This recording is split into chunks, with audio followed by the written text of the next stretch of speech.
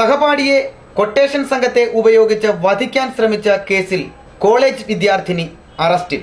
റാന്നി മുക്കാലക്കൽ ചക്യാനിക്കുഴി ലിജുവിനെ കൊലപ്പെടുത്താൻ കൊട്ടേഷൻ സംഘത്തെ ഉപയോഗപ്പെടുത്തിയ സംഭവത്തിൽ ഒളിവിൽ കഴിഞ്ഞിരുന്ന റാന്നി മുണ്ടപ്പുഴ വടുപറമ്പിൽ മിത്ര സൂസനെ പോലീസ് അറസ്റ്റ് ചെയ്തു.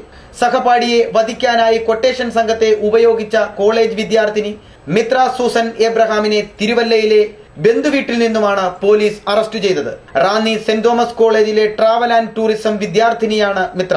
കഴിഞ്ഞ വർഷം ആഗസ്റ്റ് 5-നാണ് കേസിന് ആസ്പദമായ സംഭവം നടക്കുന്നത്. കോളേജിൽ വെച്ചുണ്ടായ വാക്കുതർക്കത്തെ തുടർന്നുണ്ടായ പക തീർക്കുവാൻ ലിജു എന്ന വിദ്യാർത്ഥിയെ ഓമല്ലൂരിലേക്ക് മിത്ര പ്രേമം നടിച്ച് വിളിച്ചു വരുത്തി കൊട്ടേഷൻ സംഘത്തിന്റെ വലയിലാക്കുകയായിരുന്നു. ക്രൂരമായി മർദ്ദിച്ച് മരണം ഉറപ്പായെന്ന ധാരണയിൽ ലിജുവിനെ വഴിയരികിൽ ഉപേക്ഷിച്ച ശേഷം കൊട്ടേഷൻ സംഘം കടന്നുകളയുകയായിരുന്നു.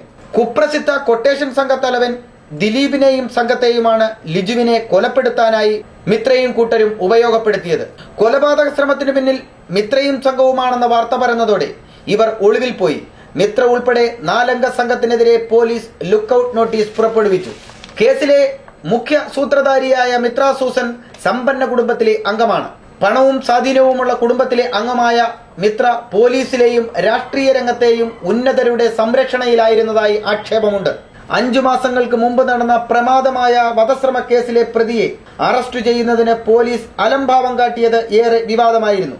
മാധ്യമങ്ങളും ജനങ്ങളും ഈ വിഷയത്തിൽ ശക്തമായ പ്രതിഷേധവുമായി രംഗത്ത് വന്നതോടെയാണ് മിത്രയെ അറസ്റ്റ് ചെയ്യാൻ പോലീസ് നിർബന്ധിതമായത്.